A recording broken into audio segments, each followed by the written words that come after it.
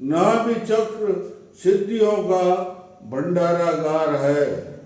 जो नाभि चक्र की साधना करता है वह उसमें साहस दीप्त और प्रदीप्त हो जाता है, पराक्रमशीलता आती है और जो है वो उसमें तेजस्विता, महान जो इसकी साधना करता है साधक, उसमें महान तेजस्विता, महान ओजस्विता और उसमें आयु की वृद्धि होती है। इसलिए नाभि चक्र की साधना करना चाहिए, इसको मणिपुर कर साधना करना चाहिए।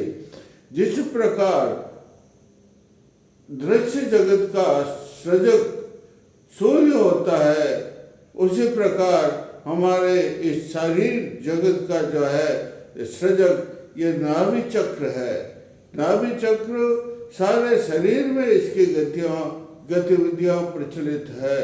शास्त्रों में लिखा हुआ है कि जब बालक होता है माँ के पेट में, तब उसका संबंध नाल से होता है, नाभि से नाल निकली हुई है, तो उससे जो है अपने शरीर का पोषण का सब वस्तु में प्राप्त करता है। और इसका जो है शरीर, इसका सारा शरीर प्रभाव सारे शरीर में होता है। अंतर्दृष्टि, जो अंतर्दृष्टि प्राप्त करना चाहता है वो प्रारंभिक साधना इसी से करता है। और कुंडली का जो साधन करता है वह प्राणाकर्षण व्यायाम करना पड़ता है। क्या करना, जो इसकी साधना करेगा, इसको जागृत करने का प्रयास करेगा, वो प्राणाकर्षण व्यायाम करेगा, लोम विलोम प्राणायाम करना पड़ता है, सूर्य भेदन प्राणायाम करना पड़ता है। इससे ये नाभि चक्र जो है ना वो जागृत हो जाता है। अरे नाभि चक्र जब सोया हुआ रहता है तो इसकी सारी शक्तियां सोई हुई रहती है, लेकिन जब नाभि चक्र जागृत हो जाता है तो सारी शक्तियां इसमें आ जाती है। पंतजलि योग में भी लिखा हुआ है, क्या लिखा हुआ है, चित्तवृत्तियों को स्थिर करने के लिए नाड़ी आदि शरीरस्थ सारे पदार्थ इससे प्रचलित होते हैं। इससे उसका ज्ञान सूक्ष्म शरीर में, जो सूक्ष्म शरीर का केंद्र है ना, उसका ये बड़ा केंद्र है। हमारे शरीर तीन प्रकार के होते हैं, एक कारण शरीर, एक स्थूल शरीर, एक सूक्ष्म शरीर और एक कारण शरीर। इन तीनों शरीरों में से सूक्ष्म शरीर जो है आज्ञा चक्र, जैसे आज्ञा चक्र सूक्ष्म शरीर का स्थूल शरीर का केंद्र है। इसलिए पतंजलि योग में भी लिखा हुआ है, कुंडली की जो साधना करता है उसको तो माँ कुंडली की तो इस चक्र में जब पदार्पण होती है और जब इसका भेदन हो जाता है तो सारे शरीर प्रकाशमान हो जाता है, सारा शरीर ओजस्विता हो जाता है, शरीर में कंपन होता है। जिस प्रकार सूर्य से जो है, ये सूर्य का क्षेत्र भी किसका क्षेत्र है, ये सूर्य का क्षेत्र में, सूर्य तो इसमें स्थित है, जैसे अग्नि भी इसमें स्थित है, ये दोनों ही इसमें स्थित है।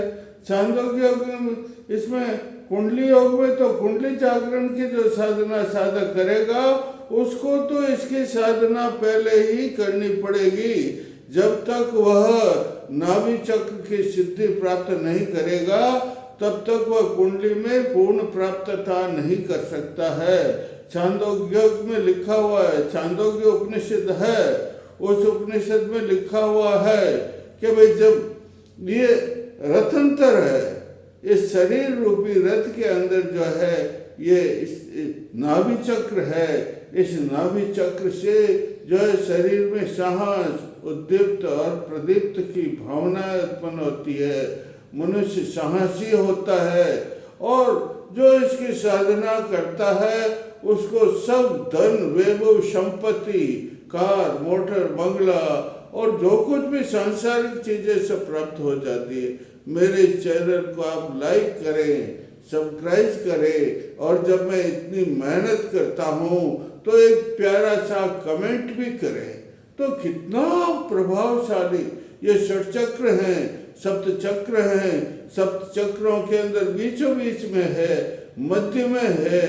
देखो सप्त चक्र कौन से हैं, मूलाधार, स्वादिष्ठान, मणिपुर, अनाहत, विशुद्ध, आज्ञा चक्र, सहस्रार, ये देखो ये बीच में है। हमारे शरीर के भगवान राम जी को वशिष्ठ जी, ये जो है कुंडली का द्वार है। शास्त्रों में लिखा हुआ है, योग शास्त्रों में, कि ये कुंडलिनी शक्ति का द्वार है। वैसे योग वशिष्ठ में लिखा हुआ, वशिष्ठ जी राम जी को कहते हैं, रे राम जी सुनो, ये जो नाभि चक्र है, इसके अंदर जितने भी नशे हैं उनका जो है प्रसार सारे शरीर में है। और इससे जो रक्त, ये जो है पाचन संस्थान है, इसमें आमाशय है, इसमें अग्नाशय है, इसमें तनुपट है, इसमें तो जो हम भोजन करते हैं उस भोजन का पक्वाशय, आमाशय और इंसुलिन भी, वीर्य, जो शक्तियां होती है वो सब इन नसों में प्रवाहित होकर के और सारे शरीर में फैल जाती है। सारे शरीर के अवयवों की हलचल, सारे शरीर की गतिविधियों, मान लो यही संचालित करता है। इतनी शक्ति इसमें है भाई। इसलिए आध्यात्मिक और भौतिक का प्रमुख केंद्र है। इसकी जो साधना करेगा उसे वेद, वेदांग, रामायण, उपनिषद अपने आप उसके साथ में सरल भाषा में उसको याद हो जाए, कंठस्थ हो जाएगी। वो इसका मनन करने लगेगा, वो इसका निधिध्यासन करने लगेगा। निधिध्यासन का मतलब सब शास्त्रों का सारांश, और सारांश से फिर वो सारांश के अनुसार अपने शरीर को चलाएगा तो सब सिद्धियों का निधिध्यासन करने लगे। अरे भाई, शास्त्रों में लिखा हुआ है जितनी भी शक्तियां है, जितनी भी सिद्धियां है, वो सब इसी केंद्र में स्थित है। कौन से केंद्र में? नाभि केंद्र में। जो इसकी साधना करेगा उसको अणिमा नाम की सिद्धि, गणिमा नाम की सिद्धि, महिमा नाम की सिद्धि और प्राप्य, प्राप्य जो चीज प्राप्त करना और सब प्राप्त, जो मनोरथ, जो इच्छा करेगा सब पूर्ण प्राप्त प्रकाम्य, और जो उसके मनोरथ से पूर्ण हो जाते। इसी ताय ईश्वर का रूप बन जाता है। जो इसकी नाभि चक्र की साधना करता हो, इस ताय नाम की सिद्धि उसे प्राप्त हो जाती है और सारी सिद्धियों का वो अधिकारी। अरे वो सब लक्ष्मी को भी प्राप्त कर देता है। लक्ष्मी कितने प्रकार की होती है? 8 प्रकार की होती है। कौन कौन सी लक्ष्मी 8 प्रकार की होती है? एक आद्य लक्ष्मी, विद्या लक्ष्मी, सौभाग्य लक्ष्मी, अमृत लक्ष्मी, सत्य लक्ष्मी, योग लक्ष्मी और भोग लक्ष्मी। ये सब जो है धन, इसको हम जो है नाभि चक्र की, मणिपुर चक्र की, ऐसे मणिपुर इसलिए कहते हैं भाई, कहते हैं नहीं, ये कहते हैं हमारे नाभि में स्थित है। तो नाभि के नीचे स्वादिष्ठान है और उसके ऊपर नाथ। ये दोनों जल क्षेत्र के बीच में ऐसे प्रतीत होता है नाभि चक्र, मानो बेत कुंज के अंदर कोई चंद्र ही सुशोभित हो रहा है, या मणि रत्नों से जड़ी हुई मंजूषा पेटी, उसके अंदर कोई मणिमाला ही शोभित है। इस प्रकार का ये सुशोभित हो रहा है। भाई, इसकी साधना करना चाहिए और इसकी साधना करने से जो सब कुछ प्राप्त हो जाता है। इसकी साधना में अष्टांग योग का भी साधन करना पड़ता है। अष्टांग योग कौन कौन से?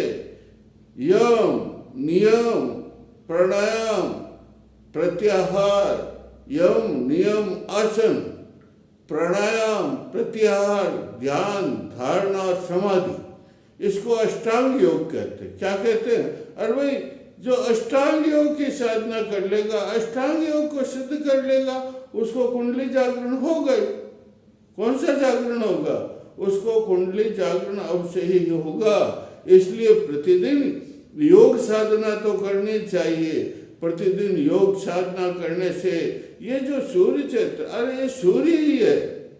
नाभि चक्र के अंदर सूर्य बैठा हुआ है। जैसे दृश्य जगत का सृजक सूर्य है, वैसे हमारे सारे शरीर का सृजक जो है नाभि चक्र है। इसलिए इसकी साधना हमें अवश्य ही करना चाहिए। जिस प्रकार बादल है, बादल से वर्षा होती है, उसी प्रकार हमारे नाभि चक्र है।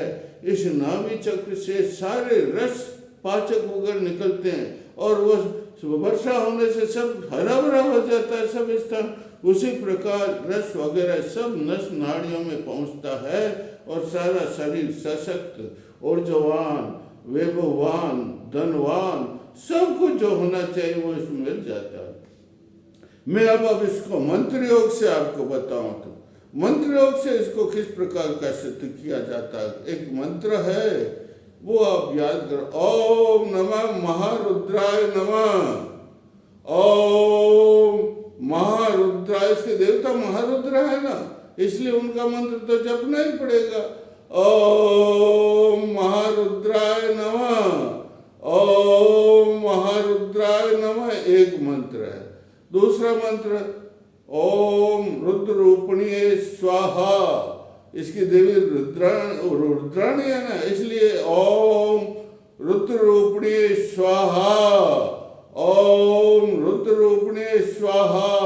और एक छोटा सा मंत्र बता देता हूँ आप, जो आप शीघ्र ही साधना करने से, और वही मंत्र की साधना करने से तो आपको स्नान करना पड़ेगा, शरीर की शुद्धि करनी पड़ेगी, भूत शुद्धि भी कई बार मैंने बताया वो करनी पड़ेगी, शुद्ध आसन कुछ आसन बिछाना पड़ेगा, उसके ऊपर वस्त्र का शुद्ध आसन बिछा करके बैठेंगे और पूजा की सारी सामग्री आप रखोगे, उसके ऊपर जल का छींटा दोगे, कलश रखोगे, उस पर नीचे स्वस्तिक का चिन्ह बनाओगे, चारों ओर मौली बांधोगे और फिर ध्यानस्थ होकर के और बहुत छोटा सा मंत्र बिल्कुल, ओम शम स्वाहा, ओम शम स्वाहा, सांग बंद कर दो और ऐसे बैठ जाए और जपते रहे ओम शम स्वाहा। नहीं तो आप हाथ में अगर रुद्राक्ष की माला ले सकते हैं तो उससे जपिए ओम शम स्वाहा। और त्र्यंबक मंत्र है रे, ये संसार में त्र्यंबक मंत्र सबसे बड़ा मंत्र कहलाता है। कहते हैं कि काल एक महात्मा के पास पहुंच गया था और महात्मा जो है वो शिवलिंग के यूं लगा करके और ये त्र्यंबक मंत्र बोलने लगे तो काल भी थरथराने लग गया और काल को भी पीछे हटना पड़ा। ऐसा त्र्यंबक मंत्र है, उसका छोटा सा रूप बताता हूँ, छोटा बिल्कुल छोटा, 3 अक्षर है, ओम जुष, ओम जुष, ये मंत्र है भाई। इसको मंत्र शास्त्र में लिखा हुआ है, जब तक मंत्र की लोम और विलोम दोनों सिद्धियां नहीं करते तब तक मंत्र सिद्ध नहीं होता।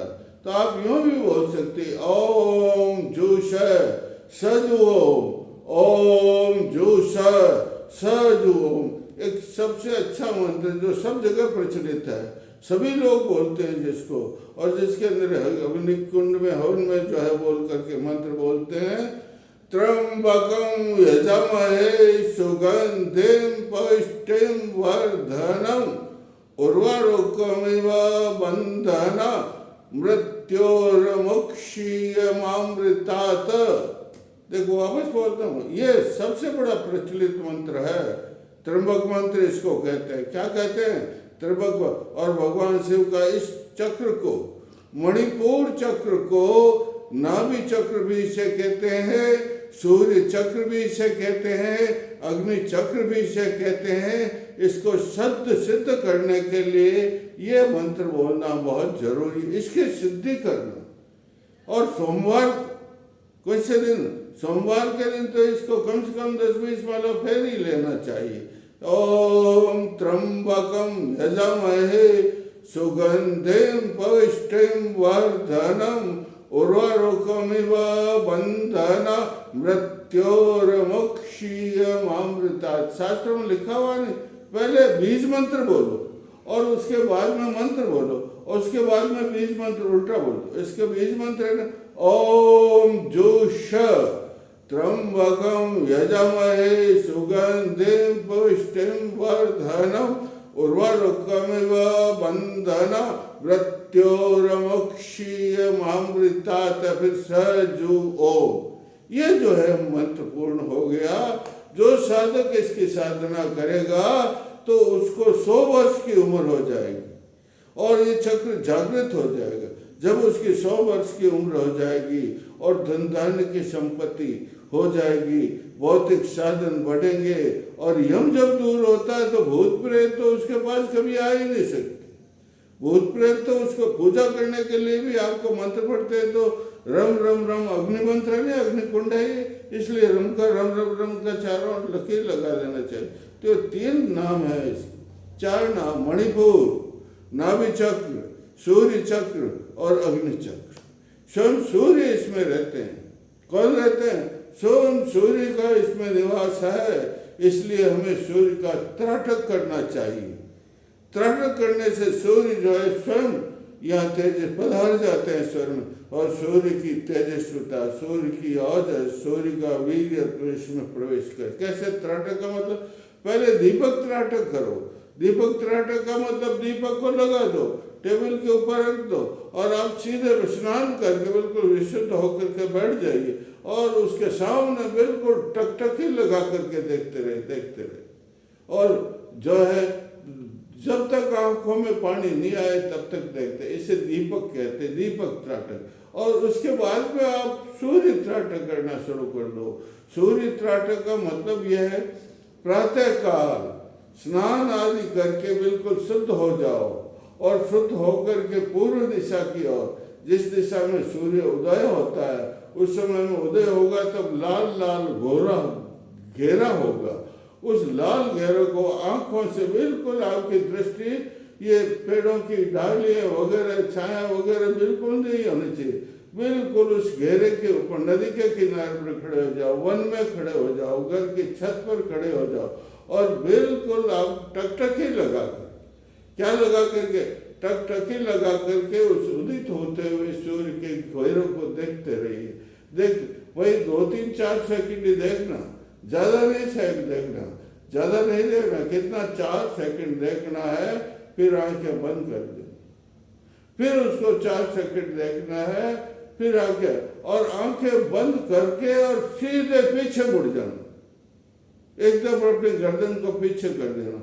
और पीछे आपको पुराने समय में घड़ी होती थी, यूं है, दीवार घड़ी जैसे कहते, वो वैसे, और उस घड़ी के गोले के अंदर अनेकों प्रकार के दृश्य, अनेकों प्रकार के दृश्य आपको दिखाई देंगे। घबराना नहीं है। और ये त्राटक सिद्ध हो गया। इसकी परीक्षा कैसे होती है? भाई ये त्राटक सिद्ध हो गया, तो उसके लिए आप जैसे रास्ते में जा रहे हो, रास्ते में जाते जाते आपके सामने, आपके आगे एक आदमी चल रहा है, उस आदमी की गर्दन के ऊपर आप अपनी दृष्टि जमाओ, तो उसकी आपकी आंखों से निकली हुई सूर्य की किरणें उसकी गर्दन पर पड़ेगी, और वो तुरंत पीछे मुड़ करके देखेगा। इसका मतलब आपका त्राटक सिद्ध हो। सूर्य त्राटक करोगे तो आपका ये चक्र कौन सा है? सूर्य चक्र तो कहलाते। सूर्य तो यह विराजमान होता है। सम सूर्याय नमः, सम राम राम रिम राम राम स सूर्याय नमः, राम रिम राम स सूर्याय नमः जपते। लेकिन ऐसे मंत्र, सूर्य के मंत्र तो जल में खड़े होकर, क्योंकि सूर्य की गर्मी होती है, इसलिए जल में खड़े होकर के मंत्र जपे। तो ये अब बताता हूँ मैं आपको योग साधना, हठ योग। हठ योग के अंदर कौन सी मुद्रा है? रुद्राणी मुद्रा है। एक मुद्रा क्या करना चाहिए? ये आप पालगोती लगा कर बैठ जाओ, हाथ घुटने पर रख दीजिए और मूलाधार लगा लीजिए, और ये उड़ियान बंद सीधा पीछे, और यूं हाथ लेकर के गोले को घुमाइए। गोले को क्या करो? घुमाओ, आपके हाथ छूटने नहीं चाहिए। फिर घुमाओ, इधर घुमाओ, इधर घुमाओ, और घुमाते रहो। और फिर जो है एकदम आप जो है जालंधर बंद लगा लीजिए, मूल बंद लगा लीजिए, उड़ियान बंद लगा लीजिए। इससे ये चक्र जागृत हो जाता है। एक चक्रणी मुद्रा है। चक्रणी मुद्रा का मतलब आप बैठ जाइए, अपने पैरों को यूं कर दीजिए धरती पर बैठ कर, और फिर रेचक करते हुए, क्या करते हुए? रेचक करते हुए, झुकते हुए, यूं झुकते झुकते झुकते ठेठ घुटने तक पहुंच जाए। आपका नाक घुटने पर लग जाना चाहिए, और जो आपकी सारी नसें हाथ हटाना नहीं है, हाँ, आपकी सारी नसें तंतनाट करने लगेगी और कुंडली जागृत। फिर धीरे धीरे, एकदम नहीं आना, फिर धीरे धीरे धीरे धीरे वापस आ जाना। इसे चक्रणी मुद्रा कहते हैं। शीर्षासन अर्ध शीर्षासन होता है। अर्ध शीर्षासन का मतलब आप बैठ जाए, सो जाए सीधे, सो करके पाँव को, दोनों पाँव को इतना ही ऊंचा उठाना, ज़्यादा नहीं। ये 90 डिग्री का कोण, कितने डिग्री का कोण? 90 डिग्री का कोण पाँव को उठाना, हाथ धरती के ऊपर ऐसे रखने हैं, और इसे अर्ध शीर्षासन कहते हैं। क्या कहते हैं? अर्ध शीर्षासन से भी ये जागृत। और शीर्षासन तो होता ही भाई, अब शीर्षासन का मतलब जानते हो, सिर नीचे होगा, हाथ यूं होंगे, पाँव सब ऊपर आकाश की हो जाए, ये शीर्षासन कहलाता है। तो शीर्षासन से भी जो है ये जागृत। एक और मंत्र भी बता देता हूँ, 2 मंत्र और है। अरे सबसे बड़ा मंत्र तो मणिपद में होम। सबसे बड़ा मंत्र कौन सा है? मणिपद में होम। ये सारे संसार के, आधे संसार में मणिपद में होम। बौद्ध लोग इतने फैले हुए हैं, थाईलैंड, रंगून, मलेशिया आदि सब जगह, जापान, पूरा जापान जो है जिसमें बौद्ध धर्म के मठ बने हुए, चीन जैसे देश में बौद्ध धर्म के लोग बहुत अनुयायी है, सब अनुयायी है चीन में इसके। तो इसमें सबसे बड़ा मंत्र मणिपद में होम इसी का, किसी का, नाभि चक्र का। मणिपद में होम, मणिपद में होम जो है इसका उच्चारण किया जाता है तो नाभि चक्र जो है सिद्ध हो जाता है। ये हनुमान जी तो खास सूर्य के भक्त थे रे, हनुमान जी। जो हनुमान जी के सूर्य को जाकर कहा मैं आपके शिष्य बनना चाहता हूँ, मुझे मंत्र विद्या। हनुमान जी ने कहा तो मैं तो चलता हूँ, एक जगह बैठते नहीं। तो हनुमान जी ने कहा कि आप चलोगे तो मैं आपके साथ साथ नीचे चलता रहूँगा, आप मुझे मंत्र।